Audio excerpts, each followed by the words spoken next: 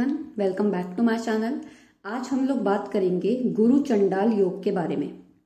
क्या होता है गुरु चंडाल योग, ये कब फॉर्म होता है, कब ये स्ट्रॉन्ग होता है, कब ये आपको सिर्फ नेगेटिव इफेक्ट्स देगा और कब ये आपको ज्यादा से ज्यादा पॉजिटिव इफेक्ट्स देगा, और इसका आज के टाइम में आपके हॉरोस्कोप में होने का क्या मतलब है, ये सारी बातें हम आज की वीडियो में डिस्कस करेंगे।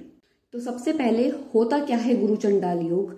जब भी जुपिटर और राहु आपके हॉरोस्कोप में साथ में कंजंक्ट हो, मतलब किसी भी एक हाउस में एक साथ बैठे हो, तो ये क्रिएट करता है गुरु चंडाल योग।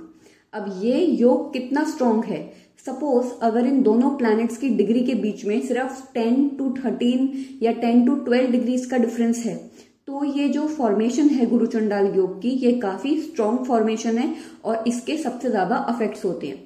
अगर इन दोनों प्लैनेट्स में 15 डिग्री से 20 डिग्री या उससे ज्यादा का डिफरेंस है, तो ये इतना एप्लीकेबल नहीं होता है हॉरोस्कोप में और इसके इतने ज्यादा नेगेटिव इफेक्ट्स नहीं दिखते हैं। इसका मतलब ये हो गया कि बस ये एक बिल्डिंग में साथ साथ हैं लेकिन अलग अलग फ्लोर पे हैं, तो थोड़ा बहुत इफेक्ट होगा। अगर ये 10 to 12 डिग्रीज के अंदर अंदर हैं एक साथ, तो ये कंजंक्शन काफी स्ट्रॉन्ग कंजंक्शन हो जाता है और इसके काफी ज्यादा इफेक्ट्स देखने को मिलते हैं। अब देखिए, इस कंजंक्शन को नेगेटिव कंजंक्शन क्यों बोला जाता है, क्योंकि जब गुरु के ऊपर किसी मेलेफिक प्लैनेट का असर होता है, तो वो जो गुरु है, जो जुपिटर है, उसकी जो पॉजिटिव क्वालिटीज हैं वो बहुत हद तक डिक्रीज हो जाती हैं। अब जो मैंने इतने सारे चार्ट्स को स्टडी करने के बाद देखा है, जो समझा है, उससे इतना पता चलता है कि बाकी और किसी भी प्लैनेट में इतनी एबिलिटी नहीं होती कि राहु को कंट्रोल कर सके।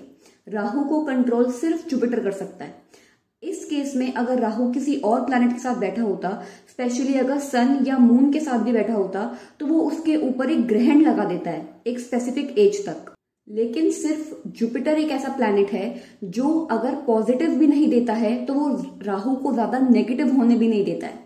लेकिन इसके फिर भी कुछ इफेक्ट्स हमको अपने हॉरोस्कोप में देखने को मिलते हैं, जैसे कि ये इंसान सबसे पहले सिर्फ इसलिए आपकी इज्जत नहीं करेगा कि आपकी एज बड़ी है या आप इनके गुरु हैं या आप इनको कुछ सिखाती हैं।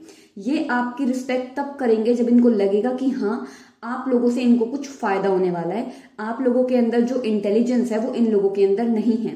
जब ये कोई ऐसी एबिलिटी दूसरे इंसान के अंदर देखते हैं जो ये अपने अंदर नहीं देखते, तो ये आपकी रिस्पेक्ट करेंगे, वरना ये हर एक चीज को क्वेश्चन करेंगे, आपकी एबिलिटीज को क्वेश्चन करेंगे।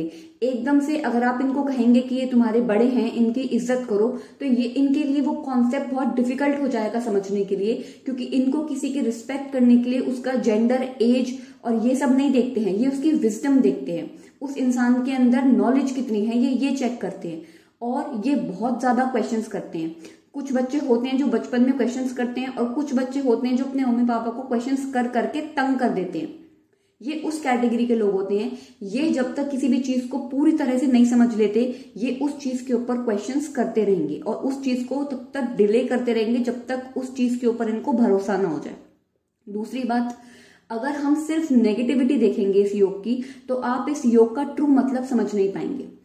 पहले जब सतयुग हुआ करता था, तब गुरु चंडाल योग का एक सबसे ज्यादा नेगेटिव असर ये होता था कि लोग कहते थे ये इंसान तो सिर्फ पैसे के पीछे भागता है और सिर्फ पैसे कमाने की होड़ लगी रहती है इसके अंदर, क्योंकि उस समय पर पैसे के पीछे भागना इतना अच्छा नहीं माना जाता था जितना सरस्वती के पीछे भागना, जितना ज्ञान के पीछे भागना।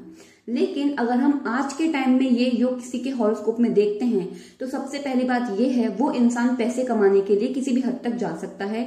अपना वेल्थ, अपनी लग्जरियस लाइफ को एक परमानेंट चीज अपनी जिंदगी में बनाने के लिए इस इंसान को जितनी मेहनत करनी पड़े, जितना इस इंसान को अपनी चतुराई का इस्तेमाल करना पड़े, अपनी एबिलिटीज का इस्तेमाल करना पड़े, ये करेगा।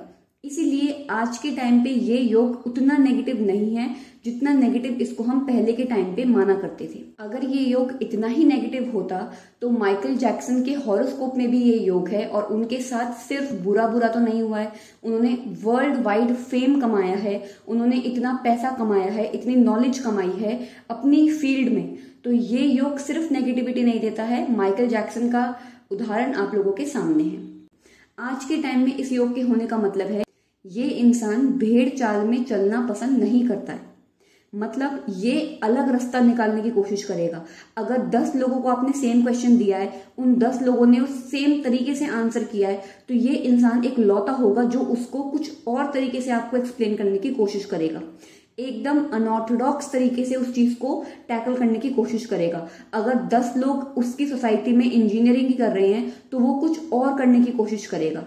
इनको उसी रास्ते को फॉलो करना नहीं पसंद जिस रास्ते को सब लोग फॉलो कर रहे होते हैं। तो ये कुछ पॉजिटिव चीजें भी होती हैं। साथ ही साथ जिस हाउस में ये बैठा है हम उस हाउस से देखते हैं। एक, इन लोगों को हमेशा करप्ट लोगों से फायदा होता है।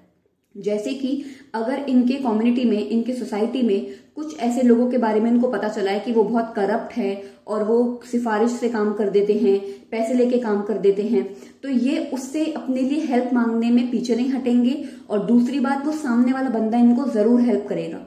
इनकी लाइफ में जितने सात्विक लोग होंगे, जितने प्योर लोग होंगे, उन लोगों से इनको कभी बेनिफिट नहीं मिलेगा। जितना ज्यादा दूसरे बंदे का जुपिटर स्ट्रांग होगा, उन लोगों से इनकी कभी नहीं बनेगी। इसलिए कहा जाता है कि जो ये योग होता है वो खराब संगत देता है, लेकिन उस संगत में से भी फायदा उठाना इन लोगों को आता है। ये लोग थोड़े से सेल्फिश और थोड़े से क्लेवर हो जाते हैं। ये पहले देखते हैं इनका बेनिफिट कौन से काम में हो रहा है, उसके बाद ये किसी और के बारे में सोचते हैं।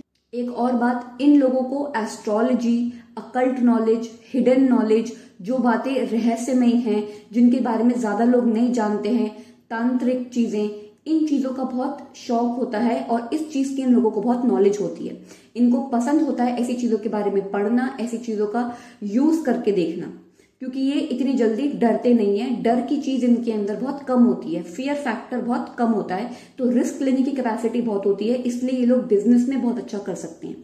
दूसरी बात, अगर ये योग 3rd हाउस में बन रहा है सपोज, तो इस इंसान की जो लैंग्वेज है वो थोड़ी सी रूड हो जाएगी, स्ट्रेट फॉरवर्ड हो जाएगी। ये अपने बोलने से पहले ये नहीं देखेगा कि मैं किसी और का काम तो नहीं बिगाड़ रहा या मैं किसी और की डिसरिस्पेक्ट तो नहीं कर रहा। ये बस बोल जाएगा, चाहे बाद में इसको खुद दुख हो कि इसने ये चीज गलत बोल दी है। दूसरा, तीसरे हाउस में अगर ये होता है तो ये कभी कभी वाणी से इंसान की हानि करवा देता है। आप गलत समय पे गलत बात बोल जाएंगे जिसकी वजह से आपका नुकसान हो सकता है। अगर ये 8th हाउस में हो तो ये इंसान बहुत ज्यादा सीक्रेटिव हो जाता है अपनी नॉलेज को लेके। जो चीज इसको पता चल गई है, जो ज्ञान इसके पास है, ये वो दूसरों के साथ शेयर नहीं करता है, ये अपने तक रखता है। इस कंजंक्शन में जिस प्लैनेट की जितनी कम डिग्री होगी उस प्लैनेट का उतना ज्यादा असर होगा। सपोज जुपिटर की अगर यहाँ पे 4 डिग्री है और राहु यहाँ पे आपका 10 डिग्री है, तो इस कंजंक्शन में ज्यादा जो से है, जो ज्यादा हैंड है, वो जुपिटर का होगा। तो जुपिटर थोड़ा यहाँ पे कंट्रोल करेगा राहु को, उसको इतना भटकने नहीं देगा और उसको पूरी तरीके से नेगेटिव नहीं होने देगा। अगर यहाँ पे राहु 4 डिग्री है और जुपिटर 10 डिग्री है तो इस कंजंक्शन में ज्यादा अफेक्ट राहु का होगा। ऐसा इंसान थोड़ा नेगेटिव ट्रैक पे ज्यादा चलेगा बजाय पॉजिटिव ट्रैक पे चलने के। तो ये कुछ चीजें हैं जो हम गुरु चंडाल योग में देखते हैं। किसी भी योग को सिर्फ नेगेटिविटी के नजरिए से, किसी भी योग को सिर्फ नेगेटिविटी के नजरिए से नहीं देखना चाहिए। हर एक योग के, हर एक युग में अलग अलग तरीके के फायदे और नुकसान होते हैं, उन दोनों को आपको स्टडी करना चाहिए। तो ये थी आज की वीडियो। आई होप आपको आज का वीडियो पसंद आएगा। प्लीज इस वीडियो को लाइक करें और मेरे चैनल को सब्सक्राइब करें। Thank you.